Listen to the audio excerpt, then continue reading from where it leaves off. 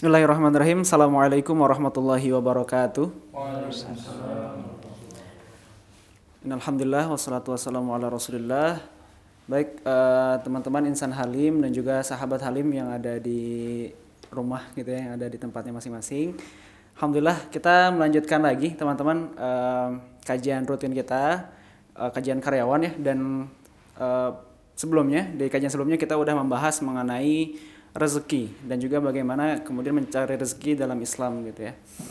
Dan insya Allah di kesempatan kali ini kita akan membahas seputar Al-Quran teman-teman, mukjizat Al-Quran, supaya meneguhkan kembali hati kita gitu ya, terus menguatkan lagi hati kita bahwa apa yang kita syiarkan hari ini, apa yang kita syiarkan di sini itu merupakan sesuatu yang insya Allah sangat luar biasa, sangat istimewa gitu. Jadi insya Allah nanti Ustadz akan menyampaikan mengenai mukjizat Al-Quran. Jadi mangga semuanya kita cermati bersama, kita simak bersama apa yang akan disampaikan oleh Ustadz. Dan insya Allah kita sampai pemaparannya sampai 11.20 Ustadz. 11.20. Ya. Kalau misalnya nanti ada ada pertanyaan, boleh silakan 10 menit. Tapi kalau misalnya ternyata nggak ada pertanyaan, barangkali ada tambahan-tambahan yang lain dari Ustadz juga boleh, silakan gitu ya. Feel free. Itu aja. Saya persilakan kepada Ustadz Fadl Mashkur. Innal hamdalillah nahmaduhu wa nasta'inuhu wa nastaghfiruh wa na'udzu billahi min syururi anfusina wa sayyiati a'malina man yahdihillahu fala mudhillalah wa man yudlil fala hadiyalah. Asyhadu an la ilaha illallah wahdahu la syarikalah wa asyhadu anna Muhammadan abduhu wa rasuluh. Ya ayyuhalladzina amanu taqullaha haqqa tuqatih wa la tamutunna illa wa antum muslimun. Assalamualaikum warahmatullahi wabarakatuh. Saya diminta ngisi tentang Al-Quran dari sisi ijaznya ya, atau mukjizat yang lebih kita kenal. Kemarin saya berbicara tentang konsep Al-Quran, bahwa Al-Quran itu kalamullah, kalau di Jak Sahabat itu, bukan makhluk. Dan itu masuk pada pembahasan manhaji atau akidah. Nah, kita mengambil sisi yang lain dari pembahasan Al-Quran ini, yaitu dari sisi mukjizatnya. Bahwa Al-Quran ini merupakan kitabullah atau kalamullah yang merupakan mukjizat, yang dengannya Allah Subhanahu wa ta'ala menantang seluruh manusia, bahkan makhluk yang lain seperti jin, untuk mendatangkan seperti Al-Quran ini, dan mereka tidak sanggup. Ketidaksanggupan manusia dan jin untuk mendatangkan kitab seperti Al-Quran ini menunjukkan bahwa Al-Quran itu benar-benar datang dari Allah Subhanahu wa ta'ala. Bukan kalamul bashar, bukan ucapan manusia. Terlebih ucapan Nabi Muhammad misalnya. Oleh sebab itu dinamai dengan mukjizat.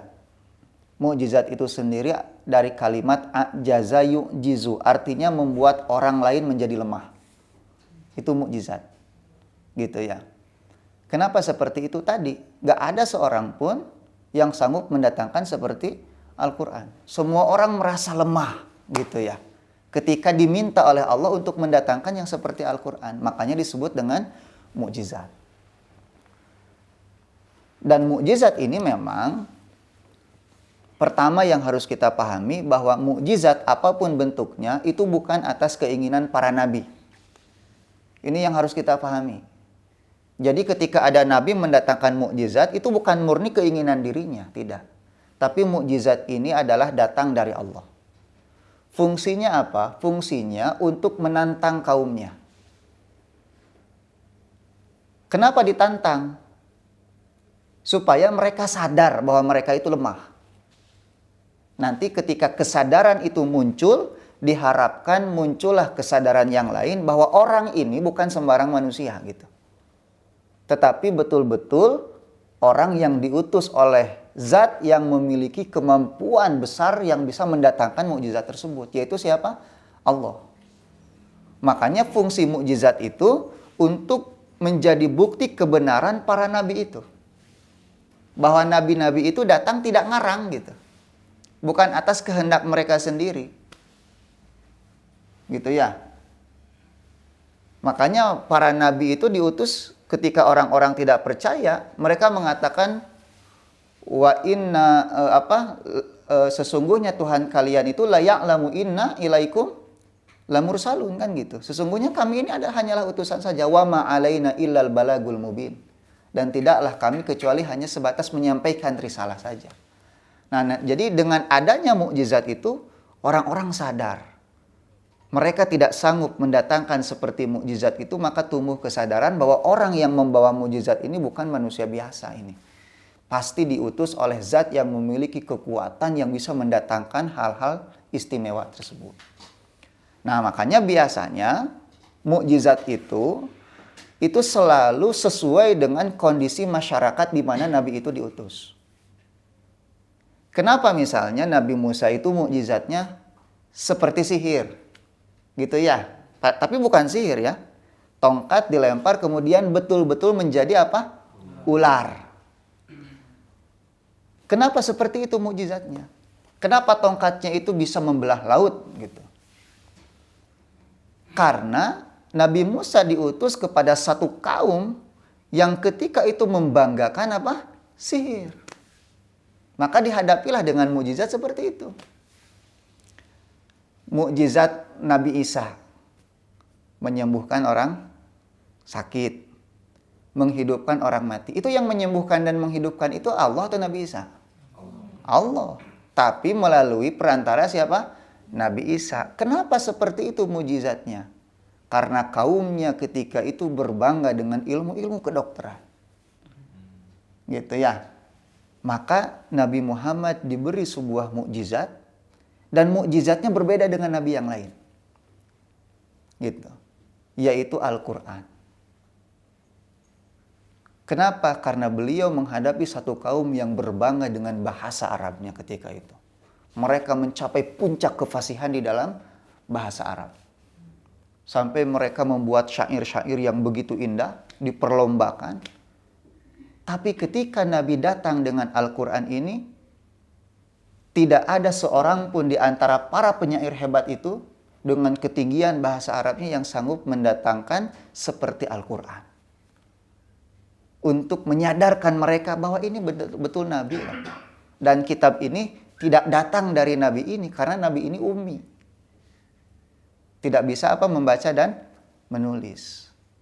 Supaya mereka sadar bahwa apa yang ada di hadapan mereka itu adalah betul-betul wahyu dari Allah Subhanahu wa Ta'ala. Walaupun sebetulnya mukjizat Nabi Muhammad itu banyak. Tidak hanya Al-Quran, tapi puncak mukjizatnya adalah Al-Quran. Dan mukjizat yang lain itu kan temporer sifatnya. Apa saja coba mukjizat Nabi Muhammad itu? Membelah bulan. Nabi pernah membelah bulan. Gitu ya. Pernah ingat tuh bulan terbelah? Tapi kita beriman tidak? Beriman. Kenapa? Karena yang mengabarkan siapa? Nabi. Kan iman itu seperti itu saja. Selesai. Gak perlu diteliti. Kadang-kadang orang zaman sekarang ini latah. Segalanya harus sesuai dengan sains. Harus rasional, harus empirik. Kalau tidak seperti itu nggak percaya. Padahal ada kebenaran yang paling tinggi dalam agama kita itu al-khobarus shadiq, itu kabar yang benar. Kita ini cara berpikir kita ini terlalu barat. Kalau barat itu kan sumber ilmu dua saja kan. Empirisme dan rasionalitas. Wahyu itu dogma bagi mereka. Agama itu dogma. Tapi bagi kita justru wahyu itu sumber ilmu tertinggi. Setelah itu baru empirisme dan rasionalitas. Gitu. Kita tidak menolak rasionalitas, tidak menolak sesuatu yang empiris. Itu kan terlihat secara kasat mata, teralami gitu. Tapi sumber wahyu kita terbesar itu adalah wahyu, gitu, sumber ilmu itu. Nah, makanya kita beriman Nabi pernah membelah bulan. Apalagi di antara mukjizat Nabi itu, batu bisa berbicara. Binatang yang bisa bicara dengan binatang bukan hanya Nabi Sulaiman. Nabi kita itu bisa, itu mukjizatnya. Nabi itu pernah memasukkan tangannya ke dalam wadah kemudian memancar air. Gitu ya. Kalau Nabi Musa itu kan memukul tongkatnya itu, memancarlah 12 mata air sesuai dengan kabilah yang ada. Nabi kita itu dari tangannya itu. Dan semua merasakan nikmatnya air tersebut. Satu gelas susu bisa cukup sampai ratusan orang.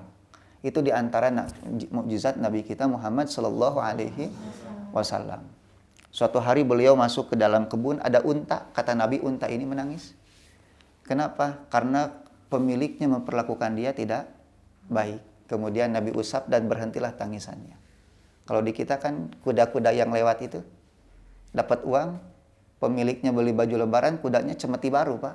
Nah, ceprot-ceprot gitu kan. Ya. Nah, itu di antara mukjizat Nabi kita Muhammad sallallahu alaihi wasallam. Tapi ada mukjizat yang paling besar di antara mukjizat itu, yaitu Al-Qur'an. Yang tidak terbatas hanya untuk ketika Nabi hidup, tetapi terus berkelanjutan sampai nanti menjelang hari apa? Kiamat. Makanya disebut a'zamul mukjizat, mukjizat terbesar. Tidak ada batas waktunya. Ya. Dan bisa menjawab seluruh tantangan kehidupan. Coba apa yang tidak bisa dijawab oleh Quran? Seringkali ada pertanyaan, kok bisa ya Quran seperti itu? Padahal ayat-ayatnya terbatas. Surat-suratnya ya gitu-gitu juga. Misalnya tahun 2022 ada surat baru yang turun, kan nggak ada. Ya, ada nggak? Coba cari di Halim Quran itu. Siapa tahu ada nyempil gitu kan, tambahan surat tahun 2022. Gitu kan nggak ada. Kenapa ya? Nabinya sudah wafat, Qurannya pun segitu-gitu juga. Tapi sesuatu yang statis seperti itu bisa menjawab kehidupan yang dinamis gitu. Ini bagaimana ini? Gitu ya. Kehidupan yang terus berkembang. Kehidupan sosial yang tidak pernah berhenti. Semua terjawab oleh Al-Quran itu. Ini menunjukkan Al-Quran itu datang dari zat yang menciptakan kehidupan itu sendiri. Yang lebih tahu tentang kehidupan kita ini. Siapa? Allah Subhanahu wa ta'ala. Cuma memang caranya bagaimana itu urusan orang-orang yang punya otoritas di dalam hal ini. Siapa? Para ulama gitu. Kalau kita kan kadang-kadang maca Al-Fatihah ge teu ngarti-ngarti nepikeun ka ayeuna kan enggak ngerti-ngerti gitu. Siapa yang ada ulamanya di sini, Pak? Ustadznya mana ustadznya? Syekh. Loh kok saling tunjuk seperti ini? Ini yang asli yang palsu yang mana ini? Saya jadi bingung ini. Gitu ya. Ya itu urusan para ulama-ulama ini gitu. Ya. Menjadikan Al-Qur'an membumi lah gitu ya, sehingga bisa menjawab seluruh tantangan apa? Kehidupan. Nah, makanya kita akan selalu mendapati Al-Quran itu dari setiap sisinya itu pasti memiliki makna-makna yang selalu terbarukan.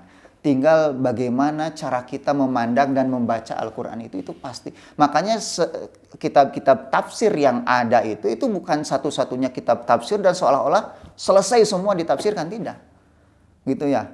Para ulama tafsir itu pasti menafsirkan pada sebagian ayatnya sesuai dengan kebutuhan apa? Zaman mereka gitu. Walaupun nanti dalam Al-Quran itu ada hal-hal yang sifatnya continue ya, sabit gitu ya, tetap, yaitu masalah-masalah akidah, masalah adab gitu kan, itu tidak pernah berubah. Tapi ada hal-hal dalam kehidupan ini yang berubah, yang akan selalu bisa terjawab oleh Al-Quran itu. Nah, cuma ya kita karena kekurangan perangkat saja gitu, makanya kita sulit untuk menjawab problema itu sesuai dengan Al-Quran gitu ya. Nah jadi Al-Quran itu tadi kesimpulannya merupakan mukjizat yang kekal gitu ya, kekal, tidak akan pernah berhenti. Nah untuk Al-Quran itu sendiri, sisi mukjizatnya itu ada beberapa sisi oleh para ulama diteliti. Yang pertama, mukjizat Al-Quran dari sisi bahasa, al-ijaz al-lugawi gitu ya, mukjizat dari sisi apa? Bahasa. Tidak ada satu buku pun yang kita baca yang kemudian kita tidak pernah merasa bosan untuk mengulangnya kecuali apa? Al-Quran. Pernah bosan nggak baca Quran? Jangankan yang paham dengan apa yang dia baca, yang tidak paham saja tidak pernah bosan. Pengajian di kampung saya, ibu-ibu itu mungkin hatam beratus-ratus kali itu. Apalagi Ramadan ini. Dari subuh sampai jam 11 itu. Ngadekluk ibu-ibu. Saya mata kuat jam salapan geus tunuh deui. Gitu ya, loba teuing sangu. Gitu ya, terlalu banyak nasi gitu. Ya, keur sahur. Mereka nggak ngerti dengan apa yang mereka baca. Kehidupan Islam mereka ya segitu-gitu juga, ibadahnya segitu-gitu juga, kadang-kadang pakai kerudung masih dibelit-belit juga gitu kan ya. Tapi mereka tidak pernah bosan untuk membaca Al-Quran. Coba antum baca Laskar Pelangi sekali lagi. Bosan kita. Geus apal, sudah tahu kan? Ceritanya seperti ini gitu. Apalagi sampai diulang ratusan kali, kayaknya nggak akan mungkin. Gitu. Quran itu nggak pernah bosan untuk kita baca. Tidak ada buku yang begitu enak untuk kita lantunkan kecuali apa? Al-Quran. Ya, hatta hadis sekalipun, coba kitab-kitab hadis itu, antum baca lantunkan, nggak enak. Padahal itu ucapan sebaik-baik makhluk itu. Nabi kita Muhammad Sallallahu Alaihi Wasallam. Tapi tidak enak gitu ya untuk dilantunkan, ya walaupun relatif ya.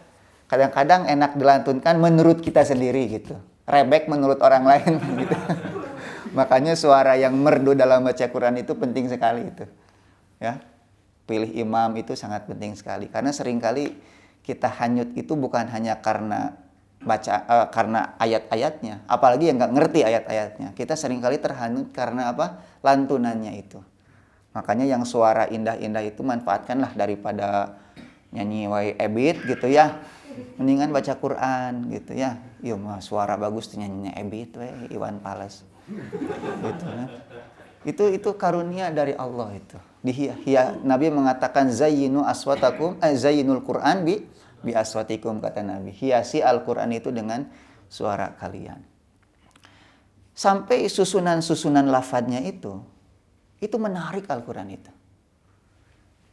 Dia diturunkan dalam bahasa Arab, tapi orang-orang Arab yang fasih berbahasa Arab itu kok tidak bisa menyusun kata-kata seperti apa? Al-Quran. Nggak bisa itu. Sampai para penyair di zaman Nabi itu, kadang-kadang mereka sembunyi-sembunyi untuk mendengarkan lantunan Quran Nabi. Karena mereka kok bisa sampai seperti ini gitu bahasanya. Hatta Nabi sendiri, Nabi yang menerima Al-Quran, itu dalam bahasa hadisnya tidak pernah menyamai apa? Al-Quran. Coba bandingkan kitab Bukhari dengan Al-Quran. Kita bandingkan susunan kata-katanya.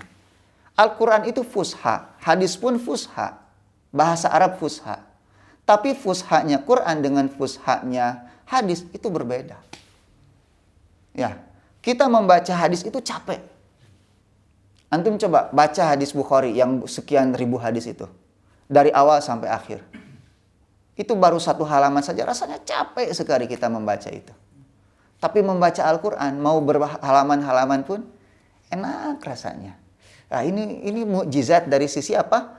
Bacaannya, dari sisi bahasanya. Dan ikhwan antum harus tahu, setiap kata-kata dalam Quran itu pasti memiliki makna. Tidak ada yang sia-sia. Kita kan seringkali ngobrol gitu ya. Kalau dirangkum, dari sekian bahasa yang besar itu kan sakepel segini saja sebetulnya intinya kan. Cuma supaya kelihatan intelek saja kan. Kita ngomong ke sana kemari. Gitu kan basa-basi ya. Tapi Quran tidak.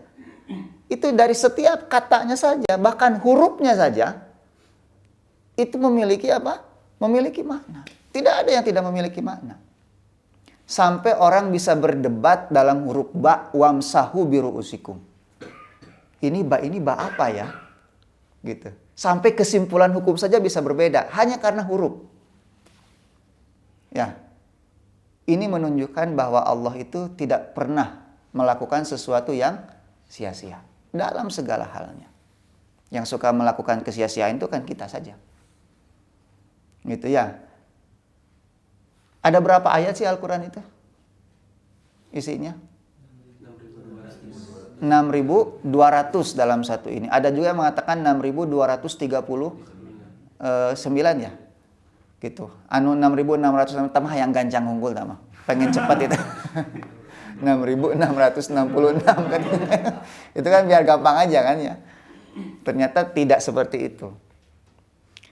Coba, pernah nggak kita menemukan satu saja ayat bertentangan di dalamnya? Kalau buku-buku yang lain pasti ada. Orang di bab 1 berkata seperti ini, tapi kemudian dalam bab-bab berikutnya kita menemukan perkataan, ungkapan yang menegasikan pernyataan sebelumnya. Selalu seperti itu. Sesuai dengan tabiat kita sebagai manusia. Kontradiktif. Hatta dalam diri kita sendiri kadang-kadang kita kontradiktif. Tapi Al-Quran tidak ada. Dengan sekian banyak ayat, tidak ada satupun yang bertentangan. Makanya Allah menegaskan, walau kana min indi ghairillahi lawajadu fihi ikhtilafan apa? Katsira. Gitu ya. Gak pernah. Kita kalau nulis buku, seringkali dibuka rasanya kurang, ditambah lagi. Ini kelebihan, dikurang lagi. Kalau Al-Quran tidak. Gak ada Al-Quran edisi revisi, makanya kan. Beda dengan maaf misalnya, dengan Bible itu ada edisi revisinya. Ya, ada Bible edisi revisi. Quran nggak ada. Orang merevisi Quran kafir dia. Gitu. Mengingkari satu ayat, satu huruf saja dia kafir. Gitu. Mudah-mudahan di Halim ini nggak ada edisi revisi Quran ini. Kalau ada saya bubarkan. Saya laporkan ke MUI nanti. Ini Halim nih ada Quran edisi revisi, gitu kan? Kan kemarin ada yang mau merevisi Quran. Pendeta siapa itu? Saifuddin Ibrahim. Mudah-mudahan tersungkur tuh orang tuh. Masa 300 ayat minta direvisi? Ngaco. Gitu ya. Nanti bagaimana ini semau-mau orang itu saja. Nah, itu dari sisi apa? Bahasa. Secara singkat saja ya. Kemudian yang kedua, dari sisi kabar-kabar yang gaib. Ini mukjizat Quran. Quran itu banyak mengabarkan kepada kita hal-hal gaib. Gaib itu artinya tidak terlihat mata, tidak terdengar oleh telinga, bahkan tidak pernah terbesit dalam hati kita.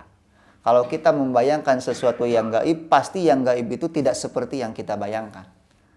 Nah, dalam Quran banyak masalah gaib yang berkaitan dengan masa lalu, berkaitan dengan kondisi di mana Quran itu diturunkan, tapi Nabi nggak pernah melihatnya, tapi terjadi gitu. Atau hal-hal yang berkaitan dengan hal yang akan datang. Itu ada dalam Quran semua. Gitu ya. Masa kisah-kisah tentang para nabi, gitu kan. Nabi Musa dengan kaumnya Bani Israel itu banyak dalam surat Al-Baqarah itu. Bagaimana kisahnya kaum Nabi Nuh, Nabi Lut, gitu kan. Tentang Maryam, putranya Isa, tentang Yahya dan Zakaria. Nabi pernah tidak mengabarkan itu, melihat semua itu? Tidak pernah. Gitu ya. Tidak pernah. Tapi kenapa Nabi tahu? Dari mana Nabi tahu? Dari Allah Subhanahu wa taala. Dan faktanya memang seperti itu. Kita menemukan artefak-artefak peninggalan masa lalu seperti misalnya rumah-rumah apa itu yang dipahat dari apa itu? Gunung itu kan ya. Daerah Yordania di Saudi Arabia itu kan ada itu. Itu menggambarkan bahwa apa yang dikabarkan dalam Quran itu benar. Di satu sisi Nabi sendiri tidak pernah menyaksikannya, gitu kan? Dzalika min amba'il ghaibi nuhihi ilaikan, gitu kan? Wa ma kunta ladaihim id apa dalam Quran itu? Dan engkau tidak ada bersama mereka ketika mereka melakukan apa itu? Yaktasimuna aklamahum ayyuhum yakfulu Maryam. Kan seperti itu ya. Kan Allah menegaskan, kamu tidak ada ketika itu di sana, tapi kamu bisa mengabarkan kepada orang-orang itu tentang kondisi situasi yang terjadi pada saat itu. Dari mana kalau bukan datang dari Allah Subhanahu wa taala.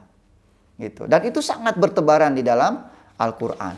Bahkan ada hal-hal yang terjadi gitu ya ketika Rasulullah Shallallahu Alaihi Wasallam masih hidup, tapi Nabi tidak pernah menyaksikan. Contoh misalnya dalam surat apa itu? Surat Rum ya. Dalam surat Rum, di mana Allah berfirman gulibatir Rum. Rum itu dikalahkan. Fi adnal ardi kata Allah kan gitu ya. Pada bagian bumi yang paling dekat. Itu saya nggak tahu bagian bumi paling dekat itu di mana tafsirannya ya.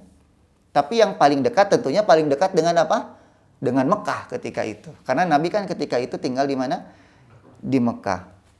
Tapi apa kata Allah? Wahum ba'da apa? Golabihim wahum mim ba'di golabihim sayaglibun. Tapi setelah mereka kalah, mereka akan kembali menang. Waktunya kapan? Fi bid'i sinin, kata Allah. Kalimat bid'un itu antara 3 sampai 9. Itu bid'un. Bisa 3 tahun, 4 tahun, sampai 9 tahun. Fi bid'i sinin. Dan faktanya memang terjadi. Dan ketika itulah kaum muslimin akan merasa apa? Senang, bahagia, seperti itu.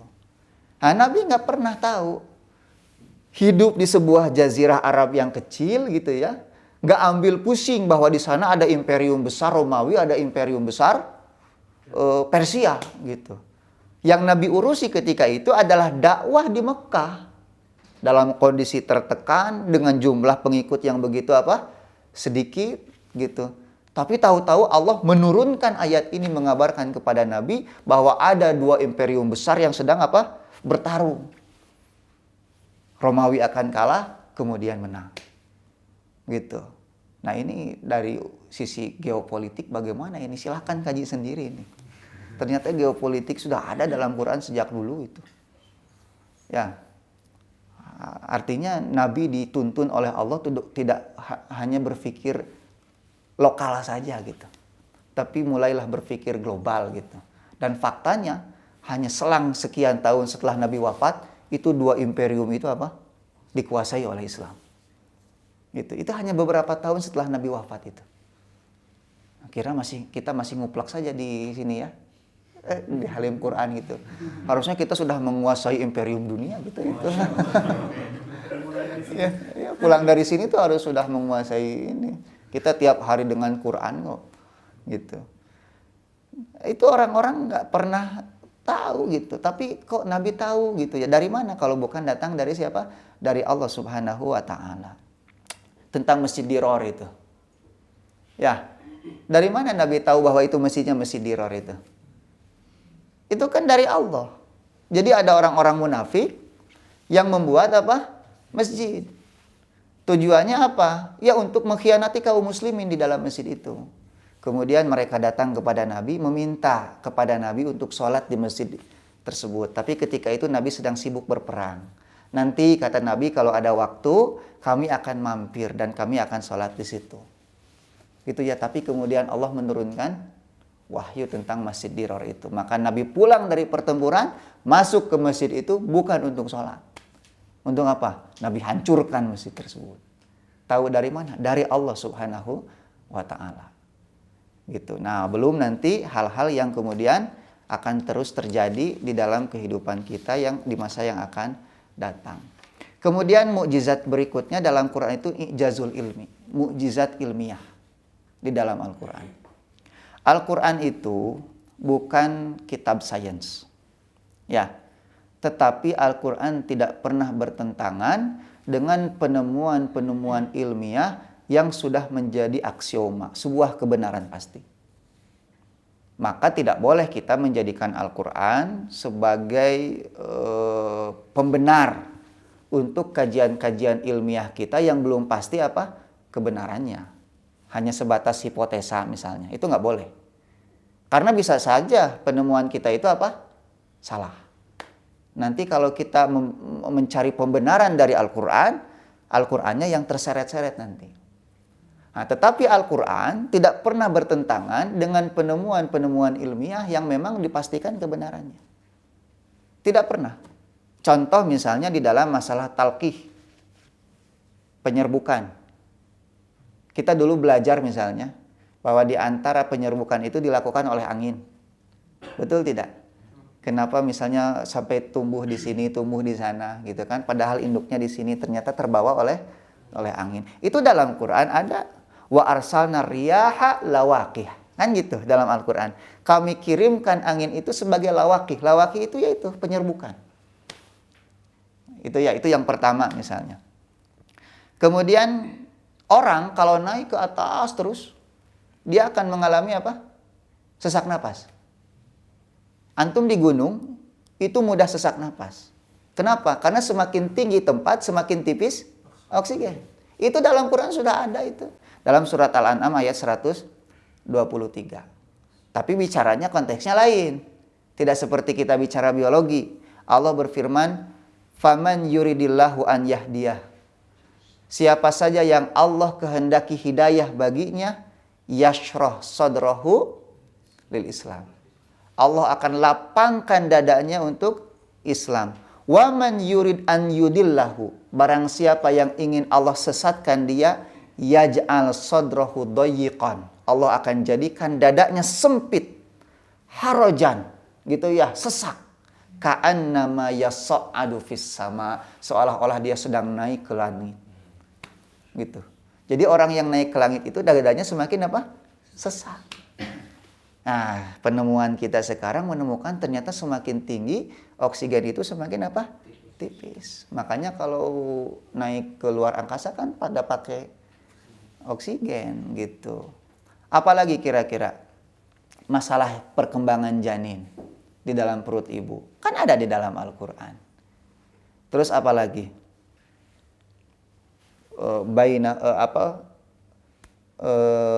Yang tentang laut bertemu itu, marajal bahraini yaltaqiyan bainahuma barzakhun la yabghiyan. Orang-orang barat menemukan itu kan kesini. Al-Qur'an sudah bicara sejak dulu, sampai ada seorang profesor yang kemudian masuk Islam karena dia menemukan fakta di laut seperti apa yang dia baca di dalam Al-Qur'an. Ya, ada lagi nggak kira-kira di dalam Al-Qur'an? Indra perasa itu kulit. Ya, ketika Allah berbicara tentang apa? Para penghuni neraka itu. Kullama nadijat juluduhum badalnahum juludan ghayraha liyadzuqul azab. Gitu.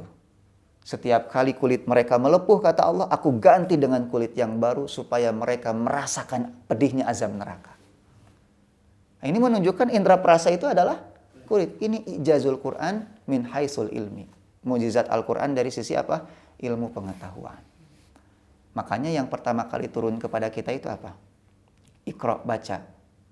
Iqra bismi rabbikal ladzi khalaq. Dengan nama Allah yang menciptakan. Apa yang Allah ciptakan? Semua alam semesta ini. Artinya kita diperintahkan untuk membaca alam semesta ini. Ini menunjukkan bahwa Al-Quran begitu mendorong kita untuk bisa berpikir mendalam, memecahkan semua rahasia alam semesta dan problematikanya. Dan itulah yang dilakukan oleh generasi Muslim awal. Yang menemukan algoritma itu siapa? Al-Khwarizmi. Yang bikin Facebooknya? Kok bisa seperti itu? Harusnya antum kan yang bikin Facebook itu. Iya. Ya, harusnya kan kita yang bikin Facebook itu kan. Bikin Instagram, bikin WhatsApp gitu. Tapi kita cuma jadi konsumen saja ternyata ya. Kita dikalahkan oleh mereka itu. Nah, jadi itu dari sisi apa? Dari sisi ilmiah. Dan terakhir, kemukjizatan Al-Quran dari sisi tasyri. Tasyri itu penerapan hukum. Gitu, bahwa di dalam justru inilah fungsi utama dari apa? Al-Quran itu sebetulnya. Bahwa Al-Quran itu diturunkan oleh Allah sebagai dustur, sebagai undang-undang untuk mengatur kehidupan kita. Dan betapa hebatnya undang-undang Allah ini bukan hanya urusan-urusan kehidupan secara materi yang diatur, hatta urusan-urusan akidah dan ruhaniyah pun ada aturannya. Di mana tidak ada undang-undang yang mengatur hal-hal seperti itu. Di Indonesia ini ada nggak undang-undang yang mengatur keyakinan? Ada, bahwa setiap orang boleh memilih keyakinan yang ia kehendaki. Hanya sebatas itu. Tapi kemudian setelah itu dibebaskan begitu saja. Bagaimana Al-Quran mengatur tentang konsep ketuhanan, konsep kenabian, konsep tentang kitab, konsep tentang kehidupan setelah apa? Mati. Itu kan hanya ada di dalam Al-Quran. Tidak ada undang-undang manusia yang mengatur kehidupan sampai sedetil itu nggak ada itu. Ini merupakan mukjizat terbesar. Kehidupan manusia sebegitu detailnya Dari pertama bangun tidur sampai tidur lagi ada aturannya. Masuk WC saja diatur dalam agama kita itu. Kang, masuk WC pakai kaki apa? Dua anak tuh, Kang. Dua-duanya. Iya. Cuma mendahulukan kiri. Itu ya. Masa pakai kaki kiri? Yang kanan mau disimpan di mana? Gitu. Baca doa gitu kan ya. Di dalam WC nggak boleh ini, nggak boleh itu. Nanti keluar baca doa lagi, kaki kanan dahulukan. Masa mungkin sih urusan WC diatur, urusan negara nggak diatur? Nggak mungkin. Maaf berhubungan suami istri saja ada adabnya gitu ya. Masa hubungan interaksi dalam kehidupan sosial tidak ada aturannya? Nah, oleh sebab itu tasyri' di dalam Islam itu sangat syamil dan kamil, sempurna, menyeluruh, dan tidak ada satu undang-undang yang diciptakan dan ditulis oleh manusia seperti apa yang ada di dalam Al-Quran itu. Ya, makanya saya di sini menukil nih, ada beberapa ciri tasyri' Al-Qur'ani sebagai mukjizat itu sifatnya pertama dia robbaniyah. Robbaniyah itu maksudnya apa? Bahwa keseluruhan hukum yang ada di dalam Al-Quran itu sumbernya dari Allah. Bukan dari manusia. Tidak ada sedikit pun yang datang dari siapa? Dari manusia. Semuanya datang dari Allah. Karena Allah yang menciptakan kehidupan, maka Allah yang paling tahu apa yang kita perlukan di dalam menjalani apa? Hidup ini. Cuma kitanya saja yang bandel, berdegong, tidak mau diatur. Gitu ya, merasa bahwa kita bisa mengatur kehidupan sendiri gitu. Nah, kemudian yang kedua itu alamiyah awil insaniyah. Sifatnya global. Dia berlaku untuk siapa saja. Untuk seluruh manusia dan seluruh alam semesta ini. Bukan hanya manusia, bahkan jin pun aturannya itu dalam Al-Quran. Jadi kalau ditanya kitab suci jin itu apa? Ya Al-Quran untuk sekarang ini. Nabinya siapa? Nabi kita Muhammad Sallallahu Alaihi Wasallam. Gitu ya. Dan tidak ada undang-undang yang dibuat oleh manusia yang mengatur kehidupan jin itu nggak ada. Gitu ya. Bahwa para jin ini kewajiban itu nggak ada itu. Hanya Al-Quran saja. Gitu ya. Makanya sifatnya alamiah dan insaniyah. Yang ketiga, adil secara mutlak. Apapun hukum yang ada di dalam Al-Quran itu pasti adil untuk kehidupan itu. Walaupun dalam pandangan manusia terkadang serasa tidak adil. Dalam urusan waris misalnya kan ya. Kan suka ada orang yang menggugat-gugat itu. Dalam urusan wanita misalnya. Seolah-olah tidak adil. Padahal adil. Hanya cara berpikir kita saja yang seringkali tidak mau menerima keadilan Al-Quran itu. Gitu. Karena kita selalu menilai adil itu selalu sama rasa sama rata. PKI kan itu. Iya, yang sama rasa sama rata itu PKI. Gitu. Adil itu apa yang Allah tetapkan adil itu adil. Apa yang kata Nabi adil itu adil. Gitu. Bagi Allah itu tidak adil ya tidak adil. Jadi pertimbangan adil dan tidak itu siapa? Allah dan Rasulnya. Beda dengan undang-undang buatan manusia. Mungkin dalam rancangan adil, tapi prakteknya seringkali tidak adil. Tajam ke bawah, tumpul ke atas, kan itu faktanya. Selalu seperti itu. Hanya adil dalam teori, adil dalam ucapan. Tapi prakteknya seringkali kita merasakan ini nggak adil ini. Masa orang membunuh dibebaskan? Kan gitu ya. Kan nggak adil. Gitu. Dalam perasaan kita sebagai manusia. Nah, adapun Al-Quran itu semua adil. Orang yang membunuh dibunuh lagi. Orang yang mencuri dipotong tangan. Pernah nggak melihat orang yang dibunuh kemudian keluarganya menuntut untuk hukuman mati? Dalam tayangan televisi berita. Sering kita kan? Kenapa sampai bisa seperti itu? Ini menunjukkan bahwa hukum yang Allah tetapkan itu selalu sesuai dengan fitrah manusia itu. Ya. Keluarganya selalu menuntut hukuman mati. Karena memang fitrahnya seperti itu. Orang membunuh, apalagi dibunuh satu keluarga dibantai, di penjara 20 tahun misalnya. Di mana letak keadilan coba? Ya. Tapi dalam Islam dibunuh lagi. Gitu ya.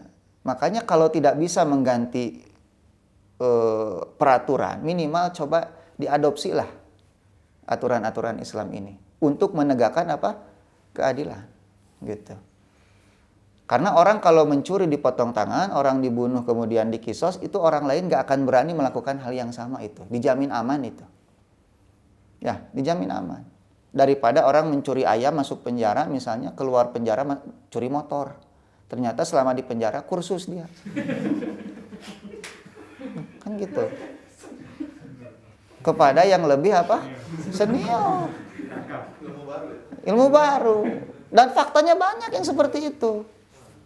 Sampai ada orang yang masuk berkali-kali gitu. Di mana jeraknya? Dalam Islam jerak. Dia jerak untuk tidak melakukan lagi, orang lain pun tidak berani melakukan hal yang sama. Itu kan tujuan hukum itu. Belum lagi nanti kapasitas yang semakin sempit. Gitu kan, berdesak-desakan, kebakaran, mati semua orang dalam penjara itu. Dalam Islam potong tangan selesai, sudah selesai. Secara moral dia apa? Malu. Wah, itu nanti kalau di Indonesia diterapkan seperti itu, tangan orang pada buntung. Loh, kok pada buntung? Emang pencuri semua kita? Ya. Yang buntung itu yang mencuri, gitu ya. Nah, kalau ada orang takut, berarti dia pencuri, gitu. Kan logikanya di sana. Ya seperti sekarang di penjara, apakah semua orang masuk penjara? Kan enggak, yang masuk penjaranya yang jahat-jahatnya saja. Tapi kurang efektif, gitu. Ya seringkali banyak fakta di lapangan, para penjahat itu. Dan kalau berbicara masalah keadilan dalam Islam itu jangan hanya kaitannya pidana saja. Keadilan ekonominya, gitu kan ya, keadilan sosialnya. Islam itu berbicara bagaimana kekayaan harus didistribusikan secara merata sehingga tidak ada ketimpangan, gitu kan. Yang kaya semakin kaya, yang miskin semakin miskin. Kemarin ada orang ketipu 77 miliar untuk beli jam. Saya bingung cari uang selama ini kok nggak ada. Ternyata ngumpul di orang ini, gitu ya. Bener nggak? Iya, saya selama ini nyari uang susah sekali. Ternyata numpuk di sebagian orang, gitu. Padahal di dalam Quran harta itu harusnya apa? Hatta la takuna dulatan bainal aghniyai. Nggak boleh berputar di antara orang kaya saja. Itu harus menyebar ke bawah. Makanya ada mekanisme zakat, ada infak, ada sodakoh. Hatta ketika zakat, infak, sodakoh tidak memenuhi kebutuhan dasar orang miskin, dalam Islam itu pemerintah berhak mengambil paksa hartanya orang kaya. Seperti itu dalam Islam itu. Untuk dibagikan kepada, sehingga semiskin-miskinnya orang, kebutuhan dasar mereka tetap apa? Terpenuhi. Nggak ada lagi yang menggelandang. Sampai di zaman Umar bin Abdul Aziz, orang berjalan dari Suriah ke Afrika membagikan zakat. Nggak ada yang mau nerima sedikit pun. Di zaman Umar sampai seperti itu. Bukan berarti orang semua kaya, tidak. Karena miskin kaya itu sunatullah, itu pasti ada. Tapi semiskin-miskinnya orang merasa tidak perlu lagi menerima apa? Sedekah, menerima zakat. Gitu. Ini juga menjadi fokus hukum di dalam apa? Islam. Kekayaan alam itu siapa yang harusnya mengelola itu? Tambang. Gitu kan ya, hutan, sumber mata air. Itu nggak boleh dikuasai oleh swasta, itu nggak boleh dalam Islam itu. Semua kekayaan alam itu harus dikuasai negara untuk kepentingan apa? Rakyatnya, masyarakatnya. Kalau sekarang kan di kita tidak. Segelintir orang menguasai tanah sebegitu luasnya, tapi berapa ribu orang yang tanah sakepul pun dia tidak punya. Antum punya tanah? Pengen punya, ambil keler, masukin tanah. Gitu ya. Iya, di satu sisi orang susah mencari apa? Mencari rumah. Rumah segede kandang monyet saja susah. Di sisi lain ada para pengembang yang menguasai tanah begitu besar. Mereka bikin rumah-rumah itu dengan harga yang orang-orang kecil ini nggak sanggup membelinya. Sehingga harta itu hanya berputar di antara mereka. Ini dalam Islam nggak ada seperti ini. Gitu ya. Kalau Al-Quran ini betul-betul diterapkan, hidup kita itu tebenghar oge, walaupun tidak kaya nggak menderita lah gitu. Ya, tidak akan menderita. Jadi keadilan yang bersifat apa? Mutlak. Itu di antara mukjizat Islam. Kemudian adanya keseimbangan antara kebutuhan individu dengan kebutuhan apa? Masyarakat. Itu diatur sedemikian rupa di dalam Al-Qur'an gitu ya. Nah, mungkin itulah di antara hal-hal yang bisa saya sampaikan tentang mukjizat Al-Qur'an ini. Saya sengaja persingkat, kalau ingin lebih panjang dan detail lagi baca I'jazul Qur'an tulisan Imam Al-Baqilani ya. Imam Al-Baqilani punya sebuah kitab itu 300 halaman lebih. Judulnya I'jazul Qur'an. Silakanlah. Tapi bahasa Arab, dan saya yakin sudah bisa bahasa Arab semua di sini. Gitu. Ini husnudzon saya. Gitu ya. Baca Quran kan? Bahasanya apa itu? Iya, berarti kan. Saya husnudzon. Kalau ada ditanyakan silahkan. Khair, jazakallah khair Ustaz atas pemaparannya. Teman-teman ada yang mau nanya nggak? Ada pertanyaan nggak? Ustaz nggak boleh bertanya. Atau satu guru satu ilmu dilarang saling mengganggu ini. Pas ini mau mendebat barangkali? Jangan, saya kalap nanti. Nggak bisa jawab nanti. Ada barangkali? Nggak ada? Cukup? Oke. Ustaz ada closing statement barangkali? Cukup lah. Alhamdulillah tidak ada yang mendebat pun sudah bersyukur. Saya kira tidak ada ustadz di sini. Ternyata ada ustadznya. Baik, teman-teman, alhamdulillah kita sudah menerima banyak sekali ilmu baru juga ya pada hari ini. Jadi insya Allah mudah-mudahan semakin semangat gitu ya untuk mensyiarkan Al-Quran. Dan teman-teman, kita cukupkan dulu untuk pertemuan hari ini. Kita tutup dengan membaca doa kafaratul majlis. Subhanakallahumma wa bihamdika asyhadu an la ilaha illa anta astaghfiruka wa atubu ilaik. Terima kasih. Assalamualaikum warahmatullahi wabarakatuh. Waalaikumsalam warahmatullahi